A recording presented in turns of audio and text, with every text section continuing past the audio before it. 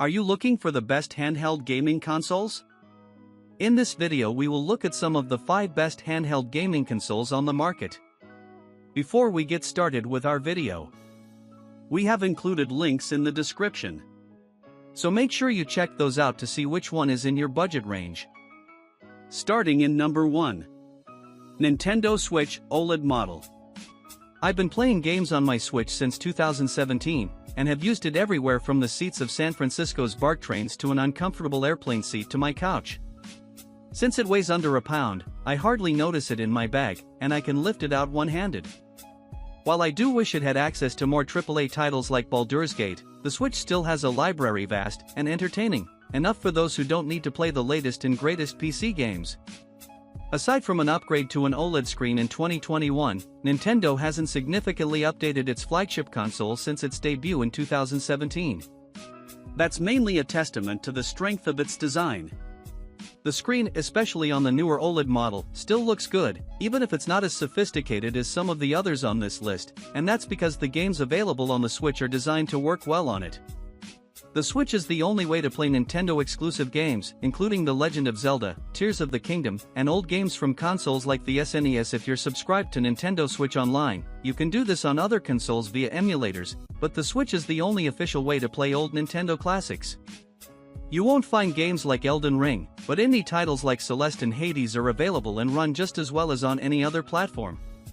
There are over 10,000 titles in the Nintendo Store, so though it's not as vast a library as Steam's, there are plenty of excellent games to try out.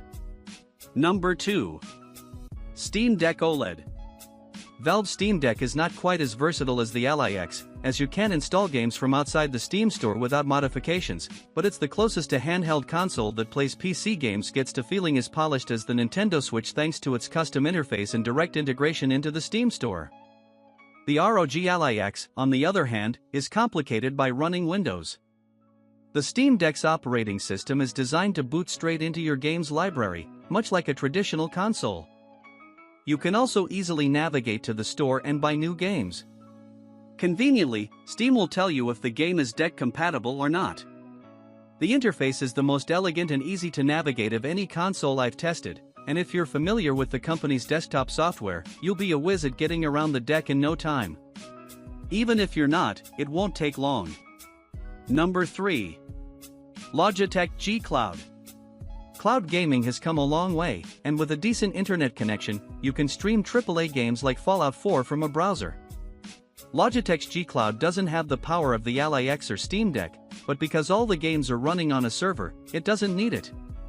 Instead, the G Cloud runs a custom version of Android that lets you sign into cloud gaming services like Xbox Game Pass or Nvidia Cloud Gaming. That means you'll need to be online in order for this device to play games usually restricted to more powerful consoles. But because it runs Android, you can also install games from the Google Play Store for offline play, like Stardew Valley and Hades, via a Netflix subscription, and you can pop in an SD card to store more media than the onboard 64 GB can hold. You won't be able to see as many details on the G Cloud's 1080p screen as you would on the Ally X, but this console's resolution is higher than that of the rest of the consoles I've tested, and even playing games over the web, it looked great as long as my connection remained stable. My favorite thing about using cloud gaming services is that, unlike when playing games from a store like Steam, you don't have to wait for things to download.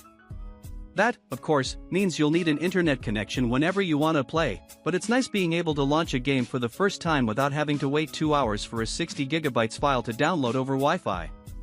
Number 4. Anbernic RG35XX. You can play games from old-school consoles on several other consoles we recommend, but none of them bring the nostalgic feel of the classic handhelds like the Game Boy, and they can't fit in your pocket. The Anbernic RG35XX, on the other hand, is designed to look like the original Game Boy, with a higher resolution display and support for games from consoles like the SNES and Dreamcast. Everything on the Anbernic gets stored on an SD card. You choose the size of the included one when you check out, but you can swap for a larger card at any time, and it comes preloaded with a ton of games like Pokemon Ruby and Battletoads. They're all organized by console, including all the Game Boys up to Advance, and even PS1. I felt like a kid rifling through a box of old games as I flipped through the folders of games in the Anbernic, unearthing both classics I've missed over the years and those I never got a chance to play. You can download and install your own games as well. It's impressive how many games this tiny console can play, but I do wish its casing felt less plasticky. It doesn't feel cheap, though the device is surprisingly affordable by gaming standards, but a slightly nicer plastic would have made it feel more like an actual Game Boy. Anbernic also makes an upgraded version of this console, the RG35XX Plus, that can play N64 and PSP games, but gameplay isn't ideal given the small Game Boy-like body of this model.